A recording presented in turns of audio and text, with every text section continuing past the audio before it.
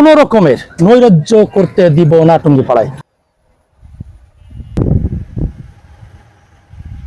আওয়ামী লীগের প্রতিষ্ঠা বার্ষিকী, এটা আমরা শুধু আজকে জাস্ট ফেসবুকে একটু দেখলাম, কিন্তু বাংলাদেশের কোথাও আমরা সেরকমের কোনো নমুনা দেখতে পাইনি। টুঙ্গিপাড়ায় কোথাও আপনারাও দেখছেন, আমরাও দেখছি, তাদের কোনো অবস্থান কোথাও আমরা দেখতে পাই। নির্বাচিত সরকার রাষ্ট্র পরিচালনা করছে, যখন একটি সরকার রাষ্ট্র পরিচালনা করে তখন জনগণের জান মাল নিরাপত্তার দায়িত্ব সেই সরকারের দায়ে থাকে।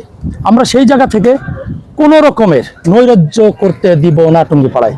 ইতিপূর্বেও আপনারা দেখেছেন আমরা জনগণের জান মাল নিরাপত্তা দেওয়ার জন্য সদা প্রস্তুত।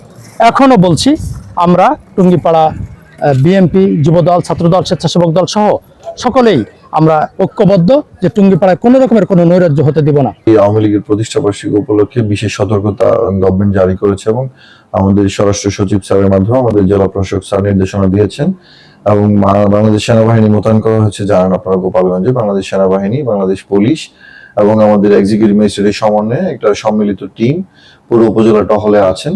যে কোনো ধরনের নাশকতা বা আইনশৃঙ্খলা অবনতি হতে পারে এরকম কোনো ঘটনা হলে আমরা সংশ্লিষ্ট বিষয়ে ব্যবস্থা গ্রহণ করব।